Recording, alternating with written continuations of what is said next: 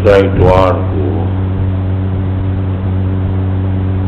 اس آیت مبارک پر بات ہوئی تھی، اس میں اللہ تعالیٰ جل جلالہ عم نوالہ نے اس بات کی طرف اشارہ فرمایا تھا کہ لوگ اعتراضات کرتے رہیں گے، لیکن آپ نے اپنے نظریے پر استقامت کے ساتھ ڈٹ جانا ہے اور لوگوں کی باتوں کی پرواہ نہیں کرنی ہے۔ سیقول السفہاء من الناس، اور اللہ نے اشارہ کر دیا کہ جو دین والوں کی مخالفت کرتے ہیں یہ بے وقوف ہیں، جو دین کی مخالفت کرنے پہ اتر آتے ہیں یہی بے وقوف ہیں۔ سیقول السفہاء، جلدی کہیں گے بے وقوف، ما ولاہم عن قبلتہم التی کانوا علیہا، بے وقوف لوگ یہ اعتراض کریں گے کہ کس چیز نے مسلمانوں کا رخ تبدیل کر دیا اس قبلے سے جس پر وہ تھے۔ تحویل قبلہ کے بارے میں کہ پہلے بیت المقدس کی طرف نماز پڑھ رہے تھے، اب بیت اللہ شریف کی طرف رخ کرنے لگے، تو اس پر وہ اعتراض کریں گے، قل کہہ دیجیے یا رسول اللہ للہ المشرق والمغرب، مشرق و مغرب ساری کائنات اللہ کے لیے ہیں، یہدی من یشاء الی صراط مستقیم، آگے ہدایت دینا نہ دینا یہ اللہ کا کرم ہے، جس کو چاہتے ہیں بلانا وہ بلا لیتے ہیں، جس کو قبول کرنا چاہتے ہیں اس کو قبول کر لیتے ہیں، اور جس کو قبول نہیں کرنا چاہتے اس کو قبول نہیں کرتے۔ یہدی من یشاء الی صراط مستقیم، اللہ فرماتے ہیں جس کو میں قبول کر لیتا ہوں اس کی رہنمائی کر لیتا ہوں، ادھر راہ دکھلا دیتا ہوں، اس پر چلا دیتا ہوں۔ اللہ فرماتے ہیں کہ اے امت محمدیہ، آپ ایک ایسی امت ہیں جو پوری دنیا کے لیے رہنما امت ہے، صرف عرب کے لیے نہیں، صرف عجم کے لیے نہیں، کالوں کے لیے نہیں، گوروں کے لیے نہیں، اور شام اور مصر کے لیے نہیں، بلکہ پوری کائنات کے لیے اللہ تعالی جل جلالہ عم نوالہ نے آپ کو بھیج دیا ہے۔ اور پوری کائنات کے اندر اللہ تعالیٰ نے تمہیں اعلیٰ مقام دیا ہے، تمام امتوں کے اندر اللہ تعالیٰ نے تمہیں بلند مقام دیا ہے۔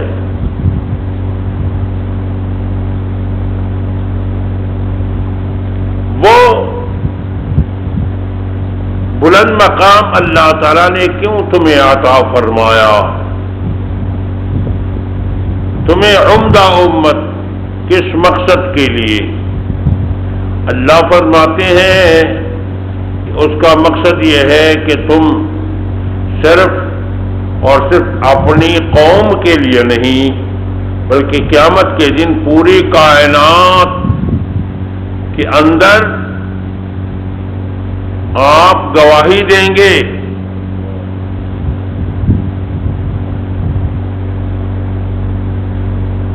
سبحان اللہ۔ انبیاء کرام علی نبینا وعلیہم التحیات والتسلیمات جب میدان حشر میں اور ان کی امتیں بھی آ جائیں گی تو امتیں انکار کرنے لگ جائیں گی، اور وہ کہیں گی، وہ قومیں کہیں گی کہ ہمیں انبیاء نے دین نہیں پہنچایا۔ انبیاء کرام کہیں گے یا اللہ ہم نے دین ان کو پہنچایا ہے، یہ ایمان نہیں لا رہے تھے، ہم نے تو دین پہنچایا تھا، حق کی آواز پہنچائی تھی۔ ارے پیارو تمہارے پاس کوئی گواہ بھی ہے؟ ہاں یا اللہ ہمارے پاس گواہ امت محمدیہ ہے۔ سبحان اللہ، کیسی پیاری بات ہے، اللہ ہمیں اس کا اہل بنا دے۔ ہے ہماری شہادت کے لیے امت محمدیہ وہ گواہی دیں گے کہ ان انبیاء نے دین پہنچا دیا ہے۔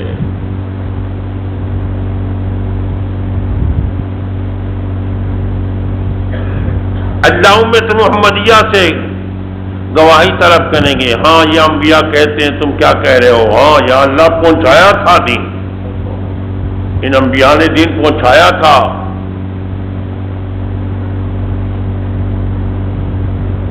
ارے تم کیسے گواہی دے رہے ہو؟ ہمیں پیارے محمد صلی اللہ علیہ وسلم نے بتلایا تھا کہ انبیاء نے دین پہنچایا ہے، اس لیے ہم گواہی دے رہے ہیں۔ کوئی اللہ والے کی دعوت پر لبیک نہ کہے، یہ اللہ والے کی کمزوری نہیں ہے، یہ اللہ والے کی بدبختی نہیں ہے، یہ اس شخص اس قوم کی بدبختی ہے کہ دین والوں کی بات پر لبیک کہنے کے لیے تیار نہیں ہوتے۔ نبی تو کامیاب ہی کامیاب ہے، کوئی ایک آدمی اس کی بات قبول کر لے نہ کرے۔ جو انبیاء کے نقش قدم پر چلنے والے لوگ ہیں، اولیاء اللہ ہیں، علماء امت ہیں اور دین کی دعوت چلا رہے ہیں، وہ تو کامیاب ہی کامیاب ہے، کوئی اس کی بات مانے نہ مانے۔ حدیث میں آتا ہے، جناب محمد رسول اللہ صلی اللہ علیہ وسلم فرماتے ہیں قیامت کے دن ایسے انبیاء بھی آئیں گے کہ اس کے ساتھ ایک امتی ہوگا، اس کے ساتھ دو امتی ہوں گے۔ کیا نبی ناکام ہوا ہے؟ نہیں، نبی کامیاب تھا، انہوں نے اپنا مشن مکمل کر دیا، انہوں نے اللہ کے ہاں اپنی سرخروئی حاصل کر لی۔ ناکام ہوئی تو قوم ناکام ہوئی، جہنم میں جائے گی تو قوم جائے گی، ذلیل ہوئی دنیا میں تو قوم ذلیل ہوئی۔ قوم نوح ذلیل ہوئی، قوم نوح غرق ہوئی، قوم موسیٰ کیا، قوم فرعون غرق ہوئی، فرعون اور اس کی قوم غرق ہو گئی۔ موسیٰ علیہ السلام تو کامیاب تھے۔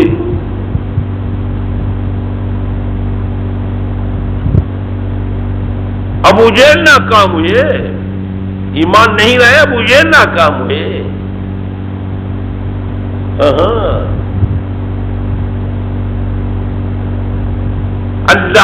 اللہ والے تو اللہ کی دین کا پیغام پہنچاتے ہیں، وہ تو ہر حال میں کامیاب ہے، کیونکہ ان کا جو مشن ہے وہ پورا ہو رہا، چاہے کوئی ایمان لائے کوئی نہ لائے، ان کا مشن ہے دین کا پیغام پہنچانا۔ تو قیامت کے دن انبیاء کرام پیش ہوں گے اور ان کی امتیں بھی، فیصلہ ہوگا اللہ کی عدالت میں۔ دوسرے انبیاء کرام علی نبینا علیہ التحیات و تسلیمات کی قومیں انکار کرنے لگ جائیں گی اور کہیں گی کہ ہمیں اپنے پیغمبروں نے دین نہیں پہنچایا تھا، حق کا پیغام نہیں پہنچایا تھا۔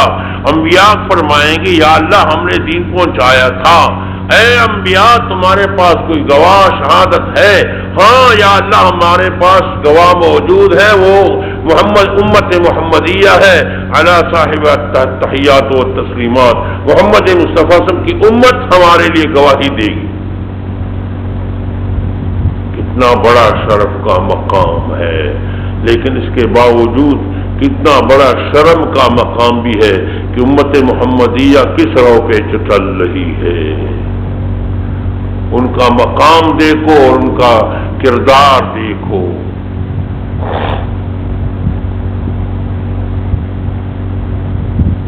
سمجھ گئے؟ اللہ ہمیں سمجھ عطا فرما۔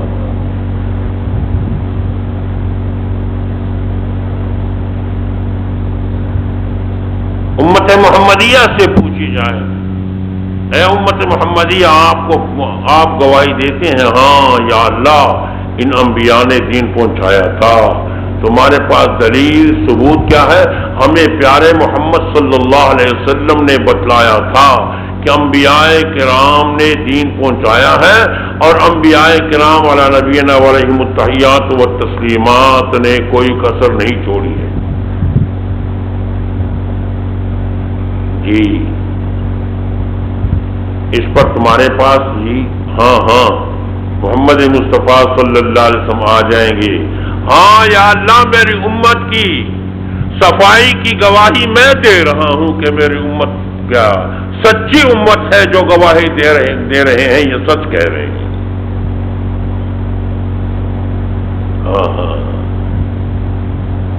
وَكَذَلِكَ جَعَلْنَاكُمْ أُمَّةً وَسَطًا. اللہ فرماتے اسی طرح ہم نے تمہیں جیسے تمہارا قبلہ برگزیدہ ہے کعبۃ اللہ کر دیا، اسی طرح میں نے تمہیں برگزیدہ امت بنایا ہے. وَكَذَلِكَ جَعَلْنَاكُمْ أُمَّةً وَسَطًا. میں نے تمہیں بنا دیا ہے امت برگزیدہ، عمدہ امت، اعلیٰ امت، لِتَكُونُوا شُهَدَاءَ عَلَى النَّاسِ، تاکہ تم لوگوں پر گواہ بن جاؤ. وَيَكُونَ الرَّسُولُ عَلَيْكُمْ شَهِيدًا، اور محمد مصطفیٰ صلی اللہ علیہ وسلم آپ پر گواہی دینے والے ہوں گے. اب یہاں سے بعض لوگ غلط فہمی میں مبتلا ہوئے ہیں. بعض لوگ کہتے ہیں کہ جو دیکھو محمد مصطفیٰ صلی اللہ علیہ وسلم جب گواہی دیں گے تو اس کا یہ معنی ہے کہ محمد مصطفیٰ صلی اللہ علیہ وسلم کو ساری امت کے ہر فرد کا ہر عمل کا علم ہوگا تو شہادت دیں گے. تو مقصد یہ ہے کہ وہ اس سے یہ بات ثابت کرتے ہیں کہ محمد مصطفیٰ صلی اللہ علیہ وسلم ہر وقت ہر جگہ ہر کسی پر حاضر ناظر ہے اور ہر کسی کو ہر وقت ان کے ہر حال کو جانتے ہیں.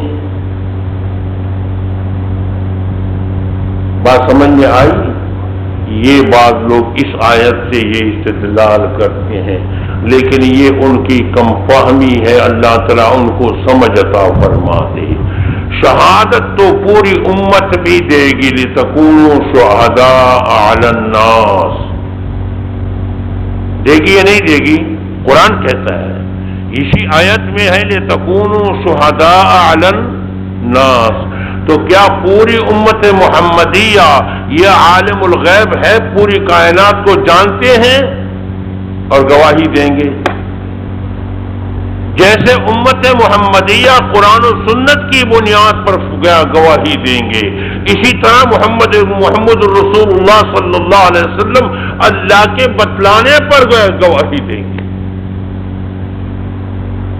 جیسے امت محمدیہ کا ہر فرد نہ حاضر ناظر ہے، نہ ہر جگہ موجود ہے، اور نہ ہر جگہ ہر چیز کو جاننے والے ہیں. البتہ ایک بات سن لو، معجزہ حق ہے، کرامت حق ہے. معجزہ حق ہے، کرامت حق ہے.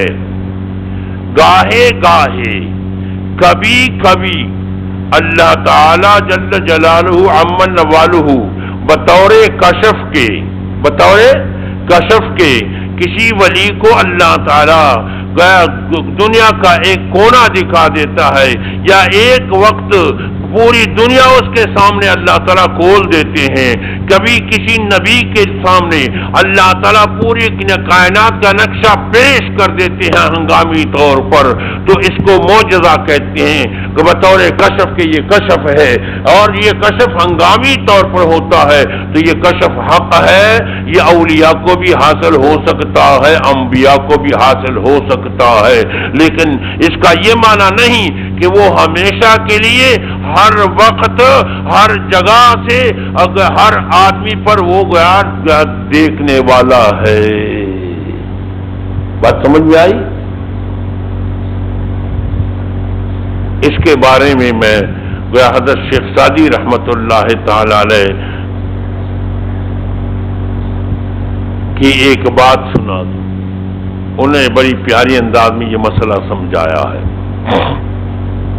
کہ حضرت یعقوب علیہ السلام کا بیٹا حضرت یوسف علیہ السلام، قرآن میں اس کا واقعہ ذکر ہے. جو لوگ قرآن کا ترجمہ پڑھ چکے ہیں یا سن چکے ہیں یا علماء کی تقریروں میں سن چکے ہوں گے کہ یوسف علیہ السلام کو بھائیوں نے کنویں میں ڈال دیا تھا، اور وہ کنواں کنعان شہر کے قریب تھا، اور حضرت یعقوب علیہ السلام کنعان شہر میں تھے، اور اس کے باوجود بھی حضرت یعقوب علیہ السلام کو یہ اندازہ نہیں لگ سکا کہ میرا بیٹا زندہ تابندہ فلان کنویں میں پڑا ہے۔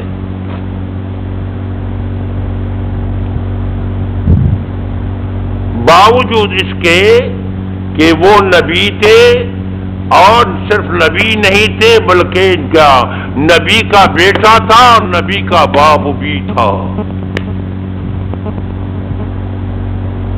بلکہ ہزاروں انبیاء کے دادا بن گئے، کیونکہ بنی اسرائیل میں ہزاروں انبیاء آئے ہیں، اور وہ ہو گیا بنی اسرائیل کے باپ سے بنی اسرائیل گیا اس کی اولاد میں سے ہے۔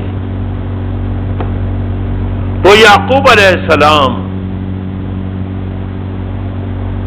کا بیٹا حضرت یوسف علیہ السلام جب کنعان کے کنویں میں ڈال دیا گیا تو حضرت یعقوب علیہ السلام کو پریشان تھے، غمگین تھے، اس کو یہ پتہ نہیں چل سکا کہ ادھر ہے، میں نے کوئی چاہ کر یا کسی کو بیچ کر نکال کے لے آؤں۔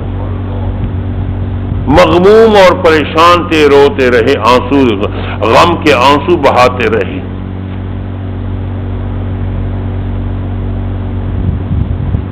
دن گزرتے گزرتے لمبا چوڑا واقعہ ہے، جب آخر میں مصر سے حضرت یوسف علیہ السلام کا قمیص روانہ ہوا، حضرت یوسف علیہ السلام نے فرمایا یہ میرا قمیص لے جاؤ میرے ابو کے پاس، اور میرے ابو کے چہرے پر ڈال دو، اس کی بینائی جو چلی گئی ہے وہ واپس لوٹ آ جائے گی۔ وَأَلْقُوهُ عَلَى وَجْهِ أَبِي يَأْتِ بَصِيرًا، میرے ابو کے چہرے پر ڈال دو، انبیاء کے معجزات دیکھو۔ یوسف علیہ السلام نے فرمایا، قرآن کا واقعہ ہے۔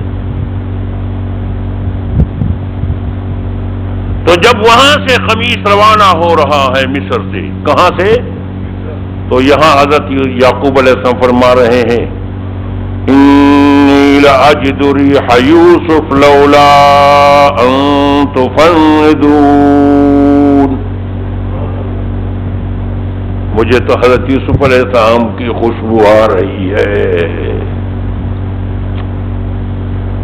بہت مدت کے بعد وہاں قمیص روانہ ہو رہا ہے۔ یہاں پیارا کہہ رہا ہے، انی لاجد ریح یوسف، مصر سے دیکھو، کنعان سے کو دیکھو، کتنا فاصلہ ہے۔ کنعان میں اس کے ساتھ کنویں میں حضرت یوسف علیہ السلام پڑے ہیں، پتہ نہیں چلتا، اور مصر سے حضرت یوسف علیہ السلام کا قمیص روانہ ہو رہا ہے۔ یہاں وہ فرما رہے ہیں، انی لاجد ریح یوسف لولا ان تفندون، مجھے تو حضرت یوسف علیہ السلام کی ہوائیں آج لگ رہی ہیں۔ یہ ہوائیں بھی عجیب ہیں، کہاں سے کہاں تک پیغام پہنچانے والے ہیں یہ ہوائیں۔ کہیں تو یوسف علیہ السلام کے قمیص کی خوشبو حضرت یعقوب علیہ السلام کو سنگادی پہنچا دی، یہ ہوا نے پہنچا دی۔ کس نے پہنچا دی؟ اللہ پہنچانے والے ہیں، لیکن ہوا کے ذریعے سے پہنچا دی۔ کس کے ذریعے سے؟ ہاں، اور کبھی حضرت عمر فاروق رضی اللہ تعالیٰ کی آواز وہاں میدان جہاد میں پہنچا دی، یا ساریت الجبل یا ساریت الجبل۔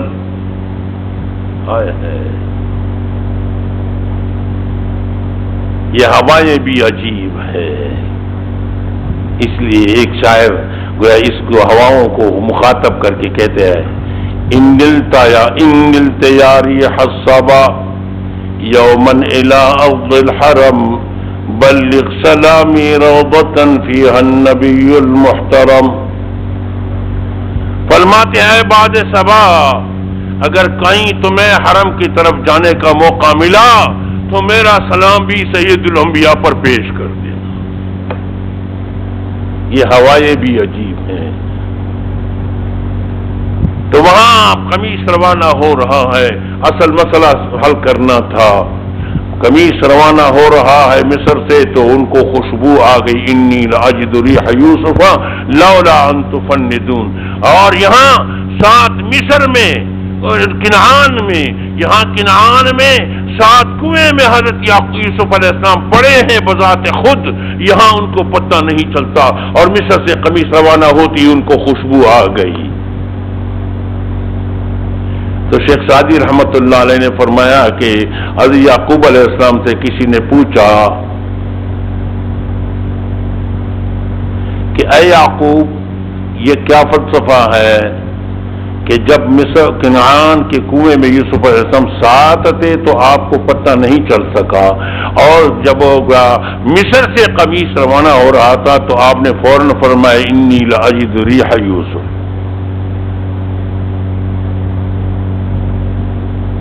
تو حضرت یعقوب علیہ السلام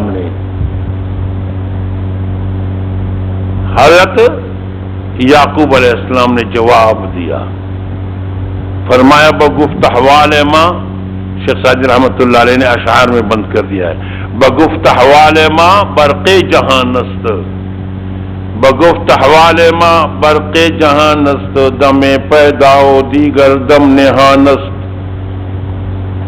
گہے بر تار میں اعلیٰ نشینیم، گہے بر پشت پائے خود نبینیم۔ یعقوب علیہ السلام نے جواب دیا، فرمایا انبیاء کرام کا، اولیاء عظام کا، اللہ والوں کی حالت ایسے بگفت حوال ماں برق جہان است، بجلی کی چمک کی طرح ہوتی ہے۔ کہیں کیا جب آپ نے بادل میں بجلی کی چمک دیکھا ہی نہیں دیکھا؟ جب بجلی چمک جاتی ہے تاریکیوں میں، دیہات میں چلے جاؤ، جب بجلی کی لیٹ میٹ نہ ہو تو آپ پوری دنیا انسان کے سامنے کھل کے نظر آ جاتی نہیں آ جاتی، لیکن جب وہ بجلی کی چمک ختم ہو جاتی ہے پھر اندھیرا ہے یا نہیں ہے، پھر کچھ نظر نہیں آتا۔ فرمایا کبھی تو ہمارے سامنے پوری کائنات نظر آ جاتی ہے، گہے بر تارا میں اعلیٰ نشینیم، گہے بر پشت پائے خود نبینیم، کہیں تو ہم لوح محفوظ کا مطالعہ کرتے ہیں، کہیں آسمانوں کے سیر کرتے ہیں، اور کہیں گہے بر تار میں اعلیٰ نشینیم، گہے بر پشت پائے خود نبینیم، اور کہیں ہمارے پاؤں کے پیچھے ایک چیز ہوتی ہے اس کا علم ہمارے پاس نہیں ہوتا۔ اللہ والوں کے احوال ہوتے ہیں تو کرامت حق ہے، کشف حق ہے، معجزہ حق ہے، لیکن وہ ہمیشہ کے لیے نہیں ہوتا، وہ گاہے گاہے اللہ تعالیٰ کرم فرماتے ہیں اپنے پیاروں پر۔ سبحان اللہ۔ کچھ بات سمجھ میں آئی؟ ہاں۔ تو بعض لوگ حد سے تجاوز کرنے لگے، کشف و کرامت کا انکار کرنے لگے۔ ہاں یہ بھی جاہل لوگ ہیں، نگانی ملا خطرہ ایمان ہے، یہ بھی دین کے خیر خواہ نہیں ہے۔ اور کچھ لوگ آگے بڑھ گئے اور اولیاء عظام کو، انبیاء کرام کو خدا کے ساتھ کرسی پر بٹھا کر ان کے ساتھ برابر کر دیا کہ جیسا خدا ہر جگہ سے ہر کسی کو دیکھتا ہے اور ہر وقت دیکھتا ہے اور ہر چیز پر، ہر کسی کے ہر حال پر واقف ہے، اسی طرح انبیاء بھی ہیں، اسی طرح اولیاء بھی ہیں۔ ایک جاہل نے مجھے کہا، ناراض نہ ہونا، کہ جی میں نے تو سنا ہے کہ وہ پیر، میں ناراض نہ ہونا، میں خود بھی چھوٹا سا پیر ہوں، پیری مرید کا منکر نہیں ہوں، ایسا نہ ہو کہ تم کہہ دے کہ وہ ابھی آ گیا۔ جی وہ پیر تو پیر نہیں ہوتا جب مرید اپنی بیوی سے ہمبستری کرتا ہو اور وہ نہ دیکھتا ہو۔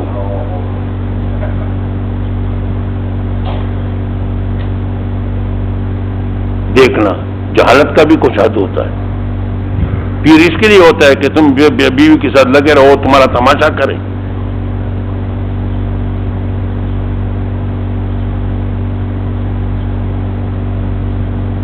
ہاں جہالت کا بھی کچھ حد ہوتا ہے۔ تو اس لیے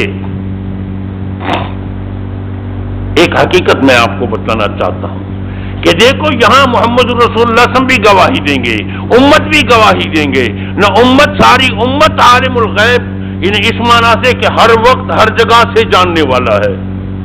ایسے تو اللہ تعالیٰ نے بہت سے مغیبات کا علم خود محمد مصطفیٰ صلی اللہ علیہ وسلم کو بھی دیا ہے اور ان کی امت کو بھی دیا ہے۔ دیکھو جنت کا علم دیا ہے، جنت مغیبات میں سے ہے یا نہیں ہے، غیب میں سے ہے یا نہیں ہے۔ جہنم کا علم دیا ہے، یہ غیب میں سے ہے یا نہیں ہے۔ اللہ کی نے اپنی ذات اور صفات کا علم دیا ہے، ان کی ذات اور صفات غیب میں سے ہے یا نہیں ہے۔ اللہ تعالیٰ نے قیامت کا یہ علم دیا کہ قیامت آنے والی چیز ہے، یہ علم دیا ہے یا نہیں ہے۔ اللہ نے عالم برزخ کا علم دیا ہے کہ قبر میں کیا ہوگا، سزا اور جزا ہوگا، یہ غیب میں سے ہے یا نہیں ہے۔ اللہ تعالیٰ جل جلالہ عم نوالہ نے گویا اپنے انبیاء کے ذریعے سے گویا عرش کا علم دیا کہ عرش موجود ہے، لوح موجود ہے، کرسی موجود ہے، وسع کرسیہ السماوات والارض ولا یؤودہ حفظہما۔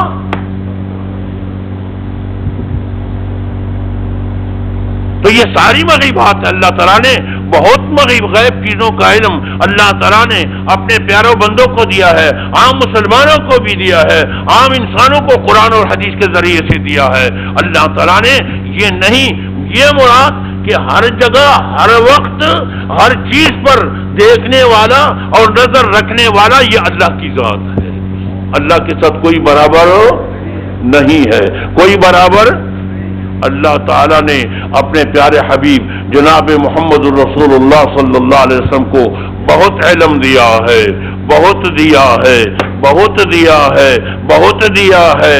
یہ یوں کہہ دو دیا ہے اور اب بھی دیتا ہے اور قیامت میں بھی دیں گے، لیکن اللہ کے ساتھ برابر نہیں ہے، اللہ کے ساتھ برابر نہیں ہے۔ بعد از خدا بزرگ تو یہ قصہ مختصر، اللہ کے ہاں سب سے بڑی ہستی، اللہ کے بعد سب سے بڑی ہستی محمد الرسول صلی اللہ علیہ وسلم کی ہستی ہے۔ یہ ہمارا ایمان ہے، یہ ہمارا عقیدہ ہے، لیکن اللہ کے ساتھ برابر نہ ذات میں برابر ہے نہ صفات میں برابر ہے۔ اللہ وحدہ لا شریک ہے، اللہ وحدہ لا شریک ہے۔ یہ ایک مسئلہ ہے درمیان میں۔ اللہ فرماتے ہیں کہ ہم نے یہ قبلہ کا مسئلہ یہ بھی تمہارے لیے ایک امتحان ہے کہ پہلے تم بیت المقدس کی طرف رخ کر رہے تھے، اب میں نے تمہیں حکم دیا کہ بیت اللہ شریف کی طرف رخ کر لو۔ یہ بھی تمہارا امتحان لے رہا ہوں کہ کون پاس ہوتا ہے، کون فیل ہوتا ہے، کون پیارے محمد صلی اللہ علیہ وسلم کی بات کو مانتے ہیں اور کون انکار کرتے ہیں۔ بنیادی چیز کیا ہے؟ اطاعت ہے، اطاعت ہے، اطاعت ہے۔ سمجھ گئے؟ اللہ کی اطاعت، محمد مصطفیٰ صلی اللہ علیہ وسلم کی اطاعت اور ان ہستیوں، ان بزرگ ہستیوں کی اطاعت جو انبیاء کے راستے پر امت کو ڈالنے والے ہیں۔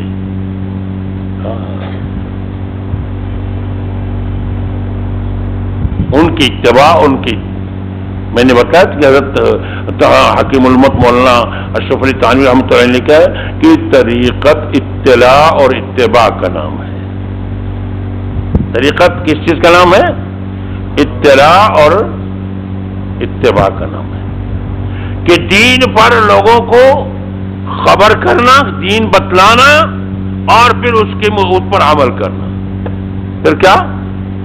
دین پر دین کا علم حاصل کرنا، دین کی سمجھ حاصل کرنا، دین کا اطلاع من خبر، دین اطلاع اور اتباع، اور پھر اس پر چلنا، اس پر عمل۔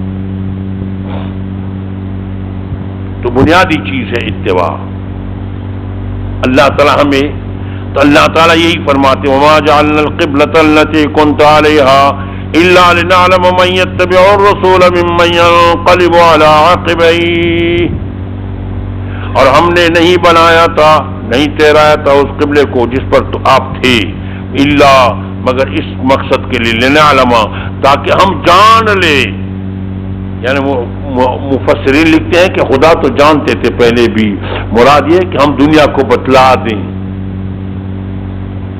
ہم دنیا کو دنیا پر واضح کر دیں، लिनअलम मन यत्तबिउर रसूल, उन लोगों को जो नबी की बात मानते हैं और जो नबी के पीछे चलने वाले हैं, और वह जो उसके हुक्म को फिलफौर सरे तस्लीम खम, और मिम्मा यनक़लिबु अला आक़िबे, ताकि मैं जुदा कर दूं और वादे कर दूं उन लोगों को जो नबी की बात मानने वाले हैं, उन लोगों से यनक़लिबु अला आक़िबे, जो वापस अपनी एड़ियों के बल पर लौटने वाले हैं, नबी की मुताबिकत करने वाले नहीं है, ताकि मोमिनों को और मुनाफिकों को जुदा कर दूं। जो ईमानदार हैं वो नबी की बात को वह फौरन मान लेंगे, जो ईमानदार नहीं है तो वापस अपने एड़ियों के बल पर लौट जाएंगे। अल्लाह फरमाते हैं कि याद रखना यह मसला उन पर बहुत भारी है, मगर उन लोगों पर भारी नहीं है जिनको अल्लाह ताला ने हिदायत दी हो। अल्लाह ताला हम सबको अपनी हिदायत से नवाज दे। अल्लाह की हिदायत न हो, अल्लाह का करम न हो तो फिर मुताबात मुश्किल है। अल्लाह फरमाते हैं नबी की मुताबात करना और इस क़िबले की तब्दीली को तस्लीम करना ये बहुत भारी है, मगर उन लोगों पर भारी नहीं, इल्ला अलल्लज़ीना हदल्लाह, जिनके दिलों को अल्लाह ने हिदायत के नूर से मुनव्वर कर दिया हो। अब फिर एतराज़ात उठाने लगे कि जी जो हमेशा याद रखना, जो दीन पर अमल करने के लिए तैयार नहीं होता तो वो कोई ना कोई हर मसले में कीड़ा मकोड़ा निकालता है। तो फिर ये एतराज़ करने लगे कि जी वो हम बैतुल मुक़द्दस की तरफ जो नमाज़ें पढ़ चुके हैं उनका क्या करेंगे, वो नमाज़ें क्या करेंगे जो हम बैतुल मुक़द्दस की तरफ नमाज़ें पढ़ चुके हैं। तो अल्लाह ताला फरमाते वमा कान अल्लाहु लियुज़य्या ईमानकुम, नहीं है अल्लाह ताला के ज़ाय कर दे तुम्हारे ईमान को। यहाँ मुफस्सिरीन लिखते हैं कि ईमान से मुराद नमाज है। ईमान से मुराद क्या है? नमाज। सुभान अल्लाह। अल्लाह ताला ने नमाज को ईमान फरमाया।